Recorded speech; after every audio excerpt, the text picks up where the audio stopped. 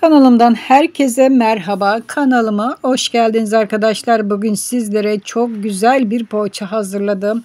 Hamarat gelin poğaçası. Çok kolay yapımı da hemen hazırlamaya geçelim. İlk aşamada 1,5 su bardağı süt kabımın içine döküyorum. Sütüm ılık arkadaşlar. Çabuk mayalanması için. 1 çay bardağı sıvı yağ. Çok kolay bir şekilde hazırlayacağız. 2 tane de yumurtamız var. Yumurtamızı bir tanesini şöyle sarısını alalım. Bunu üzeri için kullanacağız. Beyazını da karıştıracağız tabii ki de hamurumuza ziyan olmasın.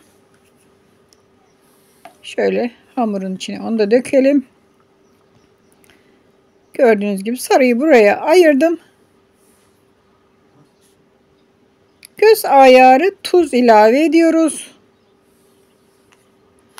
Şöyle 2 tatlı kaşığı da şeker.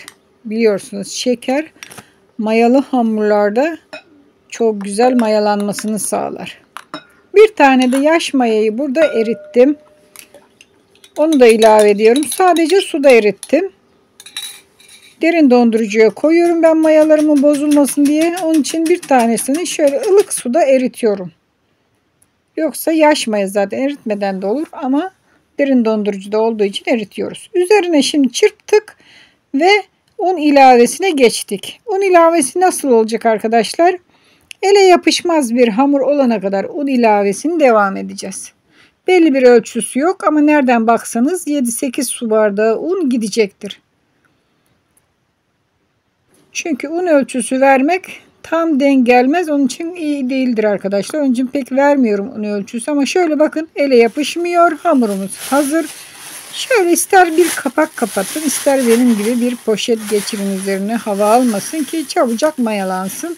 Şöyle ağzını da kapatalım ve mayalanması için hamurumuzu bekletelim. Yarım saat 1 saat arasında zaten mayalanacaktır. Gördüğünüz gibi hamurumuz mayalandı. Şimdi poğaçamızı hazırlamaya geçeceğiz. Şöyle poşetini açalım. Evet. Bakın ne kadar güzel mayalanmış. Şöyle karıştıralım, toparlayalım ve zeminimizin üzerine hamuru çıkaralım. Evet. Hamarat gelin poğaçası yapıyoruz. Çok değişik, çok da güzel, lezzetli, harika bir poğaça olacak. Şekli şahane poğaça. Yani şekli çok değişik hazırlanıyor. Bakın şu şekilde çıkardık hamurumuzu zeminimizin üzerine. Şöyle toparlayalım. Her zaman hamuru şöyle toparlamak iyidir arkadaşlar. Güzelce bakın şekilsiz olur, dümdüz olur. Bir kesici yardımıyla şimdi kesiyoruz. Ufak parçalara böleceğiz. Bakın ben ilk aşamada 4 parçaya, daha sonra 8 parçaya, daha sonra da 16 bir daha aralarından kesiyorum. 16 parça oluyor. Bu şekilde bakın hamurları koparıyorum. Bu kadar ufaklık, büyüklük yeterli. Çok fazla büyük olmasın.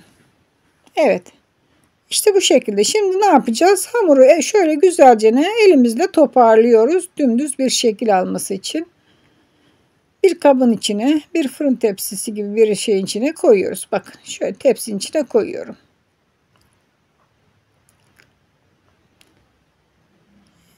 Havalar da sıcak olduğu için çok çabuk mayalanıyor arkadaşlar. Mayalı poğaçalar artık çok beklemenize gerek yok. Bu arada kanalıma abone değilseniz abone olabilirsiniz. Videoyu buraya kadar izlediyseniz beğeni atabilirsiniz. Güzel yorumlar yapabilirsiniz. Yapın ki kanalımız günden güne büyüsün ve gelişsin hep birlikte. Ailemize siz de katılın. Abone olmayanlar abone olabilir. Evet. Bir tanesini şöyle zemine aldık. Küçücük bir merdane, oklava neyle açacaksanız gayrı açabilirsiniz. Şöyle bir parça açıyoruz. Bakın.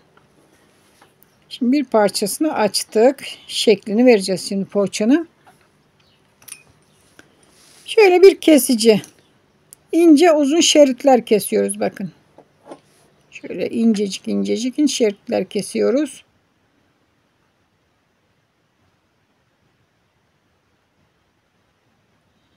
Bakın bu şekilde şeritleri kesiyoruz.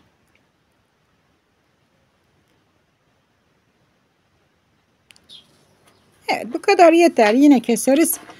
Şimdi bir hamur daha aldım. Şimdi aynı şekilde bu hamuru da açıyorum. Dediğim gibi ister küçücük bir merdanem var benim, onunla açıyorum. İsterseniz oklava ile neyle açarsanız açın, her bir şekilde olacaktır. İçine de peynir rendesi koyuyorum.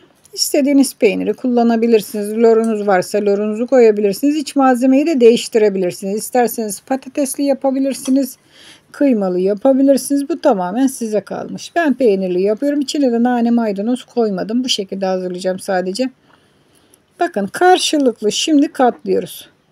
Şöyle iki karşı tarafı birbirine. Şimdi yan taraflardan da bakın. İşte bu şekilde arkadaşlar. Bu zaten hani unlamadığımız için açarken hemen yapışacak.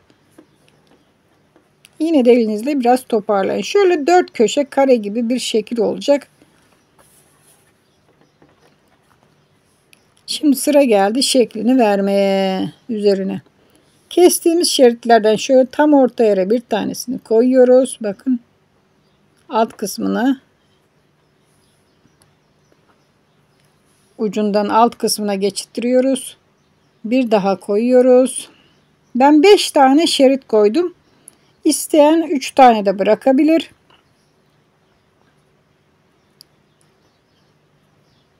Öyle 3 taneli de yapabilirsiniz ama ben 5'li yaptım. Evet, bir daha şöyle yanlara koyalım. Bir tane daha.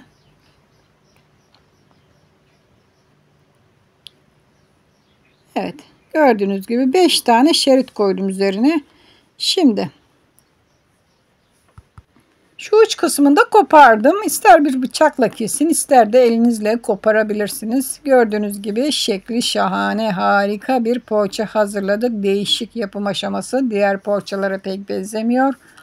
Ne demiştim? Hamarat gelin poğaçası.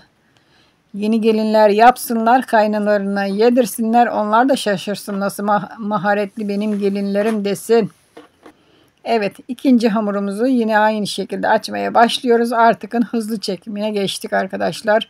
Hızlı çekimde fazla videoyu uzatmamak için bu aşamadan sonra hızlı gösteriyorum. Bakın çok güzel oluyor. Hani öyle görüntüsü çok, yani nasıl yapılır diye merak edilir ama aslında çok kolay, çok basit. Bakın şöyle aralarına. Evet, harika oluyor. Harika. Değişik olsun. Standart poğaça şekillerinden böyle sıkıldıysanız, öyle günler falan yapıyorsanız şöyle yapın da gündeki arkadaşlarınıza birazcık da hava atın. Nasıl yaptınız diye meraktan çatlasınlar. Bakın işte çok güzel duruyor. Evet, bir fırın tepsisi yaptım. Hatta birkaç tane kaldı. Fırın tepsim almayacak çünkü çok sıkıştırırsak birbirine yapışacak ve şekli bozulacak. Onun için kalan 3 tane falan kaldı. Onları da küçük bir tepsiye yapacağım. Şimdi birazcık bekledi zaten. Hazır ederken biraz bekledi. Şimdi üzerine yumurta sarısını birazcık sıvı yağ ile açtırdım. Çünkü çok koyu olduğu için biraz açılması lazım. Bir fırça yardımıyla şöyle üzerlerine sürüyorum. Mayalandı zaten yeteri kadar.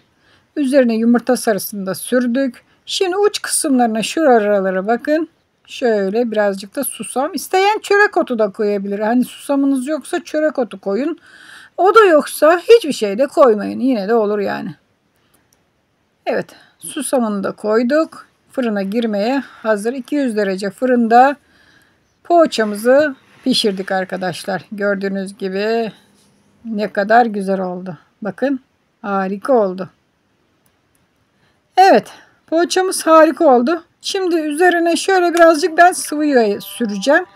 Tüm poğaçalarımda ben bu şekilde birazcık üzerine sıvı yağ sürüyorum. Çok daha lezzet veriyor bu yağ onları. Zaten sıcak olduğu için hemen içine çekecektir bu yağı. Hani fazla yağlı olacak falan demeyin. İçine alacaktır sıcak olduğu için. Soğuduğu zaman da servisini yapacağız. Harika bir poğaça hazırladık. Umarım yaparsınız. Siz de hazırlarsınız bu poğaçayı. Sevdiklerinize, çoluğunuza, çocuğunuza, eşinize, dostunuza, kayınvalidenize, herkese hazırlayın arkadaşlar. Şaşırtın onları. Değişik bir poğaça yapın, böyle şaşırtın. Nasıl yaptığınızda merak etsinler, dursunlar. İşte bakın ne kadar güzel oldu. Hoşça kalın. Afiyetle kalın. Kendinize iyi bakın. Daha güzel birçok tariflerde görüşmek üzere.